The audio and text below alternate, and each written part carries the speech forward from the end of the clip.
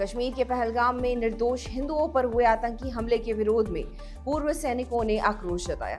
साथ ही भारत सरकार द्वारा पाकिस्तान में आतंकियों के 9 ठिकानों पर की गई सर्जिकल स्ट्राइक पर खुशी जाहिर की।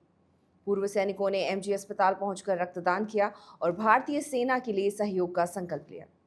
सेवानिवृत्त सैनिकों ने कहा कि आतंकियों की कायराना हरकत से पूरा देश आक्रोशित है। वहीं अब आतंकवाद का समूल नाश होना जरूरी है। अभी हुई सर्जिकल स्ट्राइक में तो केवल एक झांकी है, आगे बहुत कुछ होना बाकी है। उसके लिए सभी को तैयार रहना होगा। उन्होंने कहा कि रक्तदान बहुत आवश्यक है, इससे मानव जीवन को बचाया जा सकता है। इंडियन रेड क्रॉस सोसाइटी के जिला ब्लड प्रभारी राहुल सराफ ने बताया कि रक्तदान शिविर में बड़ी संख्या में पूर्व सैनिकों ने भाग लिया। आदित्य रंजन, हेमंत कुमार भोई, कर्मेंद्र सिंह आदि ने रक्तदान किया।